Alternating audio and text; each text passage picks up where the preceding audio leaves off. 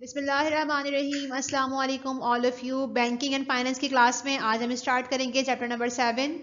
Chapter 7 relate होगा bill of exchange से। इससे पहले हमने क्रेडिट इंस्ट्रूमेंट को डिस्कस किया था और वहां बताया था मैंने आपको कि 3 तरह के इंस्ट्रूमेंट होते हैं हमारे पास, चेक, बिल ऑफ एक्सचेंज और प्रॉमिसरी नोट्स। चेक को हम चैप्टर नंबर 6 में कवर कर चुके थे, आज चैप्टर नंबर 7 स्टार्ट करेंगे। चैप्टर 7 क्रेडिट इंस्ट्रूमेंट सेकंड होगा हमारा और टॉपिक होगा bill of exchange. Bill of exchange की सबसे पहले डेफिनेशन यहाँ पर लिखी हुई है, अकॉर्डिंग टू निगोशिएबल इंस्ट्रूमेंट। यहाँ पर डिफाइन कर दूं, क्रेडिट इंस्ट्रूमेंट या फिर निगोशिएबल इंस्ट्रूमेंट एक ही बात है। वो तमाम इंस्ट्रूमेंट जो क्रेडिट ट्रांजैक्शंस में इस्तेमाल होते हैं कारोबार में, उन्हें हम निगोशिएबल इंस्ट्रूमेंट कहते हैं या फिर क्रेडिट इंस्ट्रूमेंट कहलाते हैं। पहला हमने चेक को डिस्कस किया था। बिल ऑफ एक्सचेंज यहाँ पर लिखा हुआ है, डेफिनेशन इसकी, according to negotiable instrument act 1881। क्या 1881 के मुताबिक क्या है बिल ऑफ एक्सचेंज?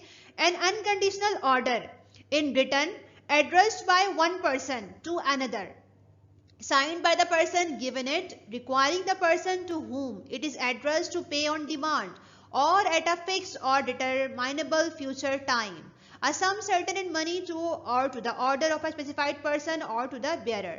यानी कह रहे हैं निगोशिएबल इंस्ट्रूमेंट अनकंडीशनल ऑर्डर होता है, रिटर्न फॉर्म में होता है, वन पर्सन जो है वो बना रहा होता है, ड्रॉ कर रहा होता है, एड्रेस कर रहा होता है सेकंड पर्सन को, इस पर साइन होते हैं पर्सन के, और इसके साथ ही जो है वो ये इसमें डिमांड की जा रही होती है उस अमाउंट की जिसकी क्रेडिट ट्रांजैक्शन हुई है।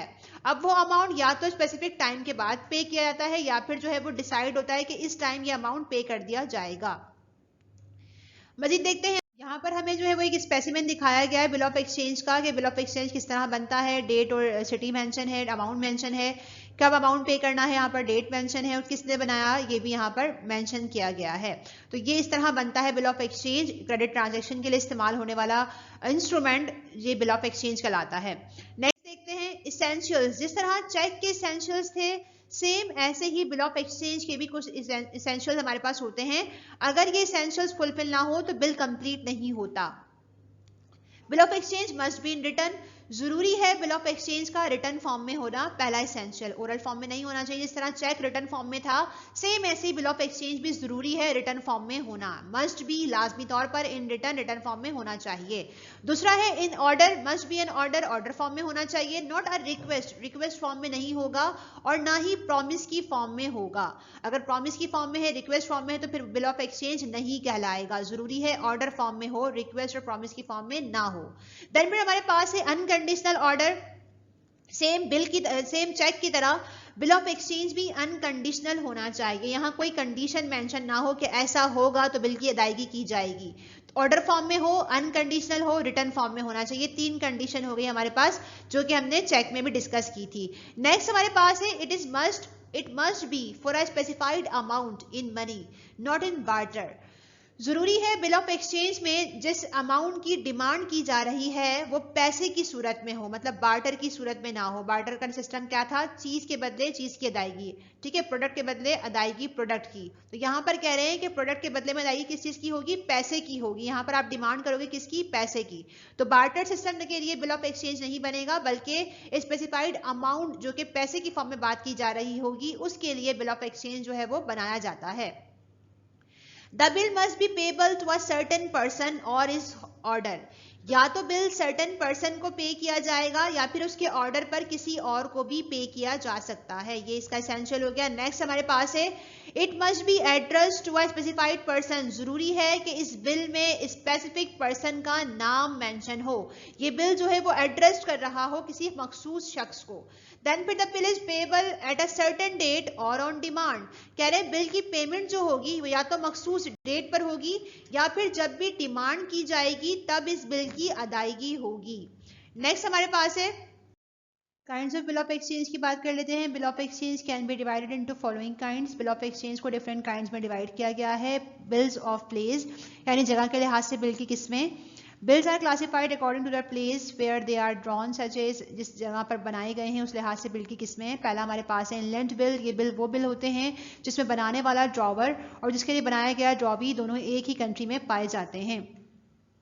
दे are drawn and paid within a country. एक ही मुल्क में जो है वो बनाए गए और एक ही मुल्क में इसकी अदायगी होगी, तो इनको हम इनलैंड बिल कहते हैं। Kinds of bill of exchange में नेक्स्ट डिस्कस कर लेते हैं हम। प्लेस के लिहाज से बिल हमारे पास है फॉरेन बिल। फॉरेन बिल क्या होता है? When the drawer and the drawee of the bill live in two countries the bill is called a foreign bill. यानी ड्रॉवर और ड्रॉवी दोनों ही क्या है? डिफरेंट कंट्रीज में पाए जा रहे हैं, तो ऐसा बिल हमारे पास फिर फॉरेन बिल कहलाता है। ठीक है, when the drawer and the drawee of the bill live in two different countries. Okay, then next हमारे पास है bills in set. Set की फॉर्म में भी बिल बनाए जाते हैं। For example, when the foreign bills of exchange are made in set is prepared in more than one in numbers, यानी numbers एक से ज्यादा हैं और set की फॉर्म में कोई bill of exchange बनाया गया है, तो ऐसे बिल हमारे पास bills in sets कहलाते हैं। and sent by post the drawee for acceptance it is called bill of set. the bill which reach earliest become valid. वो बिल जो पहले पहुंच जाता है वो वैलिड कंसीडर किया जाता है। ठीक है, तो यहाँ पर दो बिल्स को हमने डिस्कस कर लिया।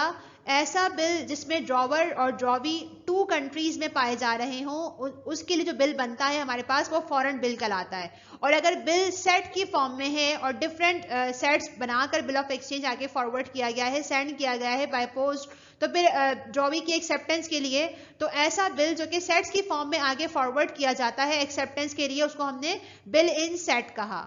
ठीक है, अब नेक्स्ट डिस्कस करते हैं। तो हमने बात कर ली बिल ऑफ एक्सचेंज की जगह के लिहाज से। जगह के लिहाज से बिल की किस्में हो गई, एक इनलैंड बिल हो गया, एक फॉरेन बिल हो गया और एक बिल इन सेट हो गया। नेक्स्ट देखते हैं हम बिल्स ऑफ टाइम, यानी वक्त के लिहाज से बिल की किस्में। When the bill of exchange is classified according to the time of its making, it is called bill of time. It is of two types. यानी वक्त के लिहाज से बिल ऑफ एक्सचेंज की दो किस्में हैं। वक्त मतलब यहाँ पर कि बिल की अदायगी कब की जाएगी, तो बिल की अदायगी का जो वक्त है उसके लिहाज से दो किस्में होती हैं बिल ऑफ एक्सचेंज की हमारे पास। पहला है साइट बिल, जिसे डिमांड बिल भी कहा जाता है। दूसरा हमारे पास है टाइम बिल। अच्छा, यहाँ पर पहले साइट को हम डिस्कस कर लेते हैं। साइट बिल क्या है या डिमांड बिल क्या होता है? This kind of bill is honoured on demand site whenever it is presented for payment, payment is made. यानी ऐसे बिल जिस पर कोई टाइम ड्यूरेशन मेंशन नहीं था, बल्कि ये डिस्कस किया गया था, ये डिसाइड किया गया था कि जब भी इस बिल की डिमांड की जाएगी, इसको प्रेजेंट किया जाएगा सामने, तो बिल की अदायगी कर दी जाएगी, मतलब दिखाई देना। ठीक है, जब भी जो है वो डिमांड की गई, प्रेजेंट किया गया आपके सामने ये बिल, जो कि क्रेडिटर है, डेब्टर है, उसके सामने पे किया गया, तो फिर क्या है, इसकी अदायगी कर दी जाएगी। ऐसा बिल जहां पर टाइम ड्यूरेशन डिसाइड नहीं था, बल्कि ऑन डिमांड पेमेंट की जो है वो बात हुई थी कि पेमेंट की जाएगी, तो इस बिल को हम बोलते हैं साइड बिल। ठीक है, नेक्स्ट देखते हैं हम क्या है हमारे पास टाइम बिल, यानी ऐसे बिल जहां पर टाइम फिक्स होता है कि ये बिल जो है वो इस टाइम फिक्स पेमेंट की जाएगी। It is issue for a defined period, defined period के लिए बिल बनाया गया, और डिफाइंड पीरियड जब जो है वो अराइव हो जाएगा, मैच्योरिटी पर पहुंच जाएगा बिल, तो फिर उसकी अदायगी की जाएगी, तो उसको हम बोलते हैं टाइम बिल। तो यहाँ पर एक बार पूरा इसको डिस्कस करना चाहूंगी मैं कि बिल्स ऑफ टाइम मतलब क्या है। पैसे की अदायगी, यानी बिल की अदायगी किस वक्त हो रही है, वक्त के लिहाज से बिल की किस्में।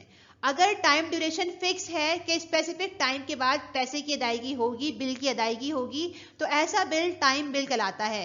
जैसे ही वो डेट अराइव होती है, मैच्योरिटी डेट को पहुंचता है बिल, बिल की अदायगी कर दी जाती है। अब वो 6 मंथ हो, 1 साल हो या फिर 2 साल हो, 2 साल बाद पेमेंट की जाएगी, 1 साल बाद पेमेंट की जाएगी, तो ऐसा बिल टाइम बिल है। और अगर बिल पर टाइम मेंशन नहीं था, ये डिसाइडेड था कि जब भी डिमांड की जाएगी अमाउंट पे कर दिया जाएगा, तो ऐसा बिल हमारे पास डिमांड बिल कहलाता है, साइड बिल कहलाता है, जहां पर टाइम ड्यूरेशन स्पेसिफाइड नहीं होता।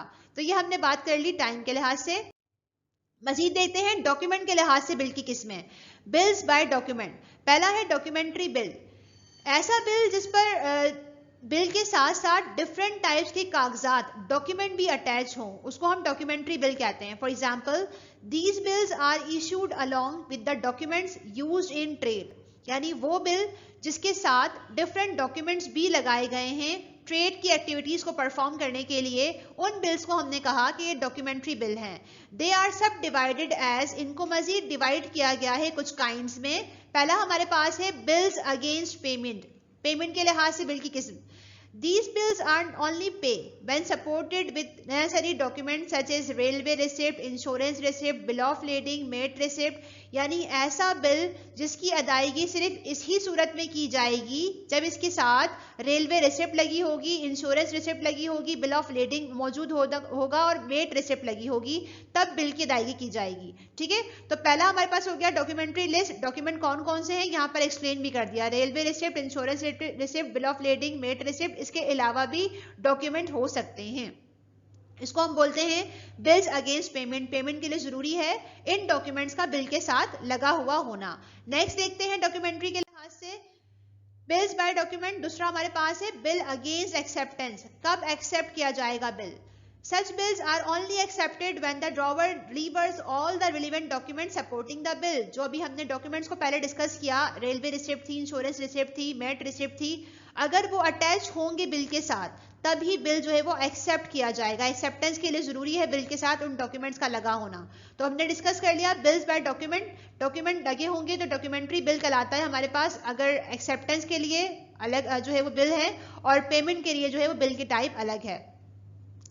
क्लीन और नॉन डॉक्यूमेंट्री। अच्छा, अब अगर बिल के साथ कोई डॉक्यूमेंट रिक्वायर्ड नहीं है, बिल जो है वो क्लीन है, नॉन डॉक्यूमेंट्री है, तो ऐसा बिल फिर हमारे पास क्लीन बिल कहलाता है। एग्जांपल भी दी हुई, इन सम रेयर केसेस, बाज दफा ऐसा भी होता है, the bill of exchange are accepted without the presentation of document. यानी बिल को हम ऐसे ही, बिल को जो एक्सेप्ट करने वाला पर्सन है जिसके लिए बिल बनाया गया है, जो कि बिल को एक्सेप्ट करेगा, वो ऐसे ही एक्सेप्ट कर लेता है, उसके लिए कोई डॉक्यूमेंट की जरूरत नहीं होती।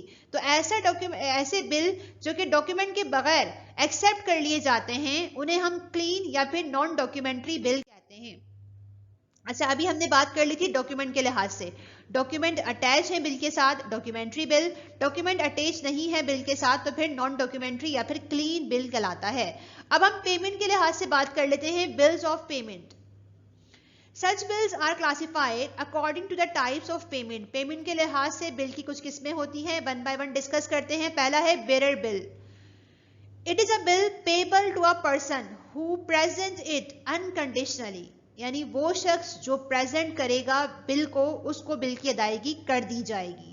नो नेम इज मेंशन, जरूरी नहीं है कि इन बिल पर नाम मेंशन हो। एनीबडी हु प्रेजेंट इट, जो भी इस बिल को प्रेजेंट करेगा, जिस शख्स ने उधार लिया है, उधार ट्रांजैक्शंस की हैं, उधार गुड्स परचेज की हैं, उसके सामने इसको प्रेजेंट करेगा तो वो शख्स अमाउंट पे कर देगा। यहाँ ये लिखा हुआ है, ठीक है, ओके।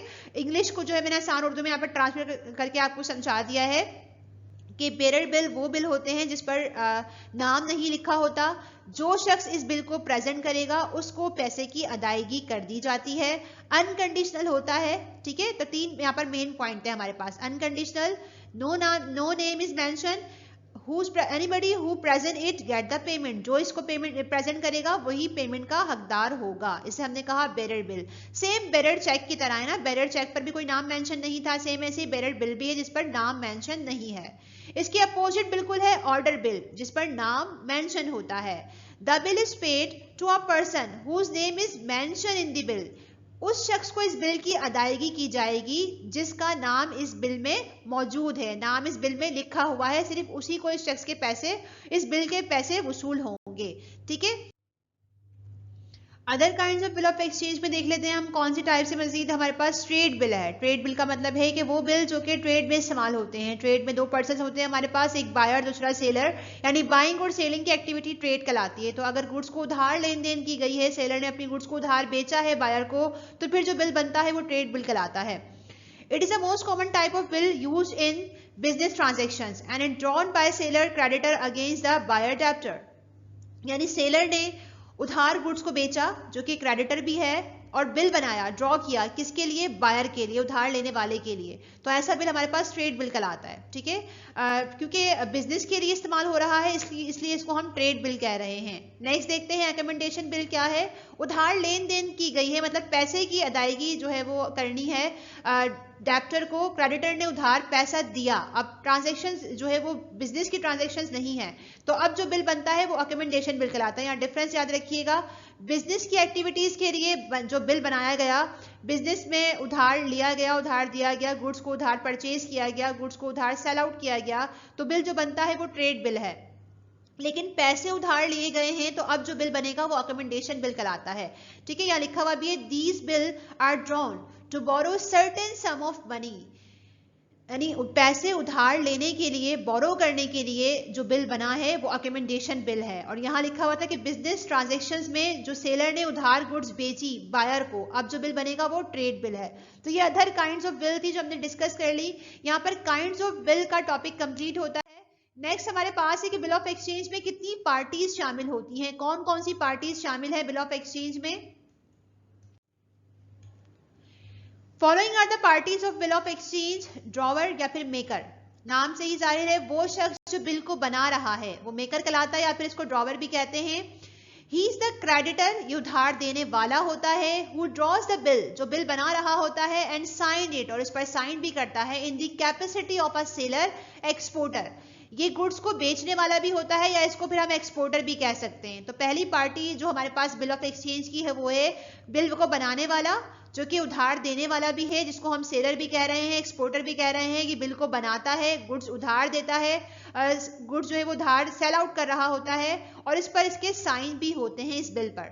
दूसरे जो शख्स हमारे पास इन्वॉल्व है बिल ऑफ एक्सचेंज में वो है ड्रॉई। ही इज द पर्सन, कि वो पर्सन है, इसको डेप्टर भी कहा जाता है, in whose name the drawer creditor draw the bill. यानी सेलर ने जिसके नाम पर बिल बनाया, जिसने उधार गुड्स को परचेज किया, जो परचेज कर रहा है, जो कि बायर है, उधार ले रहा है, डेप्टर भी कहते हैं इसे, वो शख्स जो है वो ड्रॉवी है। ठीक है, जिसने बिल को बनाया वो मेकर, जो उधार दे रहा है, जिसने उधार गुड्स को लिया या उधार लिया, पैसे उधार लिए, वो है ड्रॉवी, जिसके नाम बिल बनाया गया, जिसके नाम क्रेडिटर ने बिल बनाया। तो ये दो पार्टीज हो गई। नेक्स्ट हमारे पास है पेई।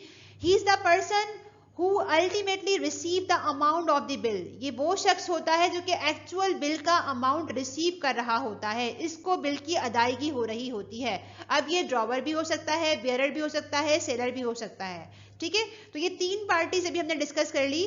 बिल को बनाने वाला मेकर, जिसके नाम बिल बनाया गया ड्रॉवी, और जो बिल एक्चुअल बिल का अमाउंट रिसीव कर रहा है वो पेई कहला रहा है। नेक्स्ट देखते हैं मजीद एक्सेप्टर्स कौन होता है। बिल के लिए जरूरी होता है एक्सेप्टेंस का होना, एक्सेप्टेंस होती है तो एसेंशियल कंप्लीट होता है बिल ऑफ एक्सचेंज का। यहाँ लिखा हुआ है usually he is the drawee, जिसके नाम बिल बनाया गया है वही कबूल करता है कि वो इस पैसे की अदायगी कर देगा, of the bill who accept the bill by signing it, और फिर जरूरी होता है कि वो शख्स भी साइन करे इस बिल के ऊपर। The acceptor may be drawee, buyer, debtor, the banker. Acceptor कोई भी हो सकता है, कबूल करने वाला कोई भी हो सकता है, वो जिसके नाम बिल बनाया गया, जिसने उधार लिया, जिसने उधार खरीदारी की, या फिर बैंकर भी हो सकता है। तो बिल ऑफ एक्सचेंज की फोर्थ पार्टी हो गई एक्सेप्टर। ये वो शख्स है जो कि एक्सेप्ट कर रहा है और साइन कर रहा है कि ये अमाउंट पे कर देगा। नेक्स्ट हमारे पास है holder. He is the person who physically possesses the bill legally. He may be drawer, creditor, bearer और payee. वो शख्स जिसने फिजिकल तौर पर बिल को अपने पास होल्ड किया हुआ है, लीगल वे में अपने पास बिल को होल्ड किया हुआ है, वो जो है वो होल्डर कहलाता है। होल्डर इन ड्यू कोर्स का मतलब क्या होता है? He is the person, party who rightfully possesses the bill, receives it in good faith and without the knowledge of the dishonor of bill. Third party जो यहाँ पर इन्वॉल्व है हमारे पास, ये वो शख्स है जिसने बिल को अपने पास राइटफुली पजेस किया हुआ है, रखा हुआ है अपनी गुड फेथ के लिए, और उसके जो है वो नॉलेज नहीं है कि बिल जो है वो पहले डिसऑनर हो चुका है। तो ये जो है वो कहलाता है होल्डर इन ड्यू कोर्स।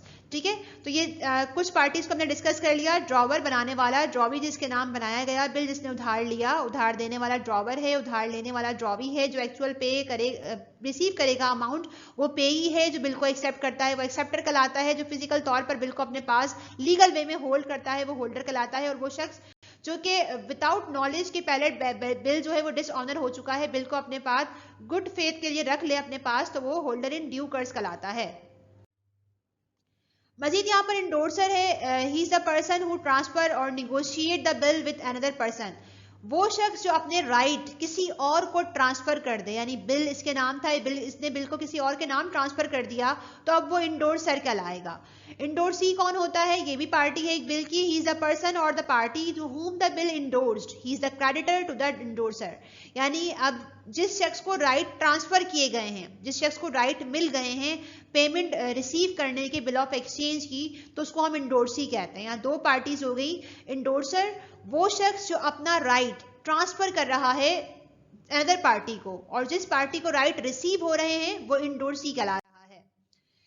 ये तो हमने डिस्कस कर लिया। पार्टीज के हवाले से एमसीक्यूज बनते हैं यहाँ से कि डिफरेंट पार्टीज जो बिल ऑफ एक्सचेंज में इन्वॉल्व हैं वो किस तरह जो है वो डील कर रही होती है बिल ऑफ एक्सचेंज को। अब हम dishonour of bill of exchange की बात कर लेते हैं कि कब हमारा बिल ऑफ एक्सचेंज डिसऑनर हो जाता है। When a bill of exchange is not accepted, मैंने अभी आपसे कहा था कि बिल ऑफ एक्सचेंज का एक्सेप्ट होना जरूरी है। जिसके नाम बिल बनाया गया है, जिसने उधार गुड्स परचेज किए हैं, उसको जो है वो एक्सेप्टेंस कबूलियत करना जरूरी है उस बिल के अमाउंट की, कि वो ये अमाउंट इस तारीख तक या ऑन डिमांड जो है वो पे कर देगा। तो अगर एक्सेप्टेंस नहीं हुई और नॉट पेड और ऑन मेच्योरिटी और मेच्योरिटी पर भी जो है वो अमाउंट पे नहीं किया गया, the bill is said to have dishonour, तो फिर यहाँ पर जो बिल होगा वो डिसऑनर करार दे दिया जाएगा। From this it is clear that the dishonour on two accounts, dishonour by non acceptance, dishonour by non payment. यानी यहाँ पर दोनों ही तरह से जो है वो बिल की अदायगी अगर नहीं हुई या बिल जो है वो एक्सेप्ट नहीं हुआ तो बिल डिसऑनर कर दिया जाएगा। यहाँ पर एक्सप्लेन कर रही है लास्ट वाली लाइन कि क्लियरली वाजा है कि बिल कब डिसऑनर हो जाएगा, जबकि टू कंडीशंस हमारे पास हों, या तो एक्सेप्टेंस नहीं की गई या फिर पेमेंट नहीं की गई। अब वन बाय वन डिस्कस करते हैं एक्सेप्टेंस और पेमेंट के लिहाज से बिल किस तरह डिसऑनर हो जाता है। Dishonour by non acceptance, non acceptance के लिहाज से बिल कब जो है वो डिसऑनर होता है। पहली कंडीशन यहाँ पर लिखी हुई है, व्हेन द ड्रॉवी, जिसके नाम बिल बनाया गया था, रिफ्यूजेस, इनकार कर दे, to accept the bill, bill को एक्सेप्ट करने से, it stand to be dishonoured, तो आपका बिल ऑफ एक्सचेंज डिसऑनर हो जाता है। The dishonour by non acceptance may have the following reasons. अब जो ये ड्रॉवी है जिसके नाम बिल बनाया गया है वो क्यों बिल को डिसऑनर कर रहा है, क्या रीजंस हैं, वो रीजन हम डिस्कस करते हैं। पहला है the drawee does not accept the bill within 24 hours. अगर ड्रॉवी ने 24 घंटे के अंदर अंदर बिल को एक्सेप्ट नहीं किया तो नॉन एक्सेप्टेंस की वजह से बिल डिसऑनर हो जाएगा। नेक्स्ट हमारे पास है when the drawee is not entitled, और अगर ड्रॉवी का नाम मेंशन नहीं है, टाइटल नहीं लिखा हुआ, तब भी बैंक जो है वो एक्सेप्टेंस ना होने की वजह से डिसऑनर करार दे दिया जाएगा। When the drawee is a fake person, और अगर फेक पर्सन है कोई जिसके नाम बिल बनाया गया है, तब भी बैंक जब भी जो है वो आपका बिल डिसऑनर हो जाएगा। If the bill is it to be conditionally accepted, हमने कहा था कि बिल ऑफ एक्सचेंज का इसेंशियल है कि ये अनकंडीशनल होता है। अब अगर बिल के साथ कोई कंडीशन लगा दी गई तब भी बिल नॉन एक्सेप्टेंस की वजह से डिसऑनर करार दे दिया जाएगा। व्हेन द ड्रॉवी डिसअपियर, अगर जिसके नाम बिल बनाया गया था वही गायब हो चुका है, डिसअपियर हो चुका है, एक्सेप्टेंस नहीं की उसने बिल की, तब भी बिल डिसऑनर करार दे दिया जाएगा। और लास्ट हमारे पास है if all the drawee do not accept the bill, और अगर जिनके नाम बिल बनाया गया था उन्होंने बिल को एक्सेप्ट नहीं किया गया। अब किसी एक शख्स के नाम नहीं था बल्कि डिफरेंट ड्रॉवी थे, डिफरेंट पर्सन्स थे जिनके नाम बिल बनाया गया था, उन्होंने एक्सेप्टेंस नहीं की सबने, तब भी बिल आपका डिसऑनर हो जाएगा। ये तो हमने बात कर ली थी एक्सेप्टेंस के लिहाज से कि अगर बिल को कबूल नहीं किया गया, एक्सेप्ट नहीं किया गया उधार लेने वाले की तरफ से, तो फिर बिल डिसऑनर हो जाएगा। आप पेमेंट के लिहाज से बात कर लेते हैं कि अगर पेमेंट नहीं की गई तो फिर किस तरह बिल जो है वो डिसऑनर होता है। Another reason for the dishonor of a bill is its non-payment on maturity. Maturity की डेट पर भी बिल की अदायगी नहीं की गई तो बिल डिसऑनर हो जाता है। The drawee may refuse to make the payment of the bill when it is presented at maturity. This refusal give rise to dishonor by non-payment. ऐसा होता है कि डेट जो है वो अराइव हो चुकी है, मेच्योरिटी हो चुकी है, बिल की पेमेंट जरूरी है, लेकिन ड्रॉवी की तरफ से, उधार लेने वाले की तरफ से रिफ्यूज कर दिया गया है और गुड्स की जो पेमेंट थी, बिल की जो पेमेंट थी उसकी अदायगी नहीं की जा रही, तब भी नॉन पेमेंट होने की वजह से जो बिल है वो डिसऑनर हो जाता है। अच्छा, ये तो हमने बात कर ली थी डिसऑनर बिल की के पेमेंट और एक्सेप्टेंस के लिहाज से किस तरह बिल जो है वो डिसऑनर हो रहा है।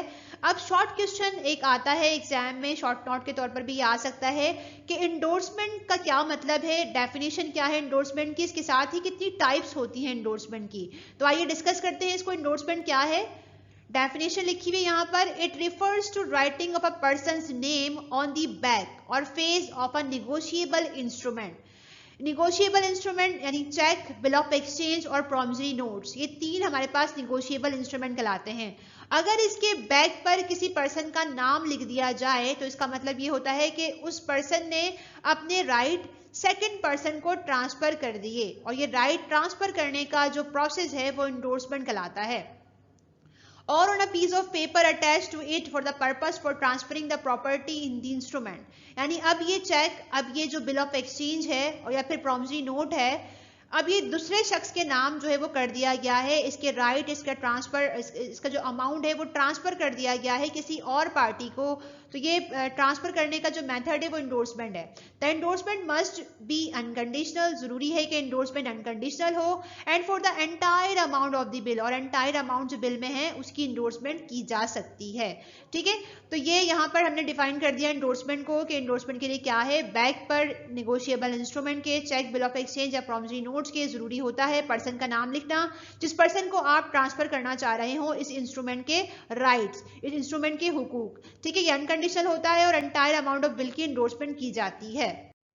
काइंड्स ऑफ इंडोर्समेंट की बात कर लेते हैं, बहुत ही आसान सी इंडोर्समेंट की काइंड्स है हमारे पास, इससे एमसीक्यूज भी बन सकता है। ब्लैंक इंडोर्समेंट क्या होता है, या फिर जर्नल इंडोर्समेंट किसे कहते हैं। It is made without referring to any person, यानी किसी पर्सन का नाम मेंशन नहीं है, जर्नल इंडोर्समेंट कहलाता है, या फिर इसको ब्लैंक, खाली इंडोर्समेंट भी कहते हैं। It is made simply by signing the name without naming the endorsee, यानी अगर आपने जिस शख्स को ट्रांसफर करने हैं अपने राइट, उसका नाम नहीं लिखा, इंडोर्सी का नाम नहीं लिखा, सिंपल साइन कर दिए, ये साइन शो करता है कि आपने अपनी अथॉरिटी किसी और पार्टी को दे दी है, अपनी अथॉरिटी, अपने राइट्स किसी और शख्स को ट्रांसफर कर दिए हैं। नाम मेंशन नहीं है तो ब्लैंक इंडोर्समेंट या फिर जर्नल इंडोर्समेंट कहलाता है। सेकंड देखते हैं स्पेशल इंडोर्समेंट, जो कि अपोजिट होता है ब्लैंक इंडोर्समेंट का। अगर आप इंडोर्समेंट करते वक्त, साइन करते वक्त किसी शख्स का नाम मेंशन कर देते हैं, इंडोर्सी, जिस शख्स को आप राइट ट्रांसफर कर रहे हैं उसका नाम आपने मेंशन कर दिया, तो ये स्पेशल इंडोर्समेंट कहलाता है। When the endorser transfer the credit instrument to a particular person by naming him, जिसका नाम आपने मेंशन कर दिया है क्रेडिट इंस्ट्रूमेंट के बैक पर, तो अब ये इंस्ट्रूमेंट, अब ये इंडोर्समेंट कौन सी होगी, स्पेशल इंडोर्समेंट होगी। तो यहाँ क्लेरिफाई भी हो गया होगा आपको कि अगर इंडोर्समेंट करते वक्त नाम मेंशन नहीं किया, सिर्फ साइन कर दिए गए, तो ब्लैंक इंडोर्समेंट कहलाता है। और अगर इंडोर्समेंट करते वक्त साइन भी किया गया है और स्पेसिफिक शख्स का, जिसको अथॉरिटी दी जा रही है, उसका नाम भी मेंशन किया गया है, तो ये स्पेशल इंडोर्समेंट कहलाता है। नेक्स्ट हमारे पास है पार्शियल इंडोर्समेंट, यानी आधी अथॉरिटी किसी और को दे देना, आधे राइट किसी और को दे देना। When the endorsement is made for a part of the other than the full, it is known as partial endorsement. यानी ऐसी इंडोर्समेंट जिसमें आप अपने आधी अथॉरिटी, आधे राइट्स किसी थर्ड पार्टी को ट्रांसफर कर देते हैं, किसी अनदर पार्टी को ट्रांसफर कर देते हैं और आधी अथॉरिटी आपके पास रहती है, तो ये पार्शियल इंडोर्समेंट कहलाता है।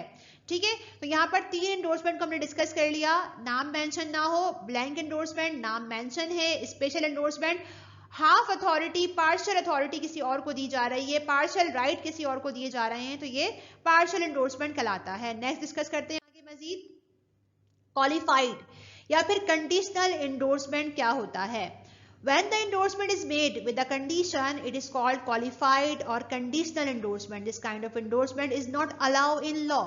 हमने स्टार्टिंग से ही कहा कि जब भी बिल ऑफ एक्सचेंज बनता है वो अनकंडीशनल होता है, और अभी मैंने डिस्कस किया था इंडोर्समेंट की डेफिनेशन को, वहां भी मैंने डिस्क्राइब किया आपको कि इंडोर्समेंट करते वक्त कोई भी कंडीशन आप वहां नहीं लगा सकते, अनकंडीशनल इंडोर्समेंट होती है। तो अगर कोई शख्स इंडोर्समेंट करते वक्त अपने राइट किसी और को ट्रांसफर करते वक्त कोई कंडीशन लगा देता है, तो ऐसी इंडोर्समेंट कंडीशनल इंडोर्समेंट कहलाती है, इसे हम क्वालिफाइड इंडोर्समेंट भी कहते हैं। और यहाँ आगे डिस्क्राइब कर रहे हैं कि कानून की नजर में ये कंडीशनल इंडोर्समेंट अलाउ नहीं है, it is not allow in the eye of law. Restrictive endorsement क्या होती है, नेक्स्ट हमारे पास है, when an endorser transfer the credit instrument to a person and add the word only after his name, this endorsement can not be transfer to another person. Restrictive बोलते हैं रुकावट को। अगर किसी एक शख्स ने अपने क्रेडिट इंस्ट्रूमेंट के राइट किसी और शख्स को दिए और उस शख्स के नाम के आगे ओनली का वर्ड इस्तेमाल कर दिया, तो अब ऐसी इंडोर्समेंट रिस्ट्रिक्टिव इंडोर्समेंट कहलाती है। अब ये इंडोर्समेंट किया हुआ राइट जो है, जो ट्रांसफर किए गए हैं अथॉरिटी या फिर राइट दिए गए हैं, वो सिर्फ इसी शख्स तक महदूद हैं, इसके अलावा उन राइट्स को किसी और को ट्रांसफर नहीं किया जा सकता। तो मतलब सिंपल ये कि अगर इंडोर्समेंट करते वक्त ओनली का वर्ड यूज कर दिया गया किसी शख्स के नाम के साथ, जिसको अपने राइट आप दे रहे हैं, इंडोर्सी के नाम के साथ आपने ओनली का वर्ड यूज कर दिया, तो ऐसी इंडोर्समेंट रिस्ट्रिक्टिव इंडोर्समेंट कहलाती है। नेक्स्ट हमारे पास है sense recurs endorsement. When endorsement is not revocable, अब अगर इंडोर्समेंट रिवोकेबल करना पॉसिबल ना हो, रिवोकेबल ना हो, तो ऐसी इंडोर्समेंट सेंस रिकर्स इंडोर्समेंट कहलाती है। तो यहाँ पर हमारा चैप्टर नंबर जो है वो 7 बिल ऑफ एक्सचेंज कंप्लीट होता है। आज की इस क्लास में हमने डिस्कस किया सेकंड क्रेडिट इंस्ट्रूमेंट को, जो कि हमारे पास था bill of exchange. Bill of exchange की डेफिनेशन को हमने डिस्कस किया कि सेलर जो क्रेडिट इंस्ट्रूमेंट बनाता है बायर के लिए, क्रेडिटर जो क्रेडिट इंस्ट्रूमेंट बनाता है बायर के लिए यानी डेप्टर के लिए, उधार देने वाला जो कागज बना रहा है, डॉक्यूमेंट बना रहा है, किसके लिए? उधार लेने वाले के लिए, सेलर ने बायर के लिए बनाया, तो ऐसा इंस्ट्रूमेंट हमारे पास बिल ऑफ एक्सचेंज कहलाता है।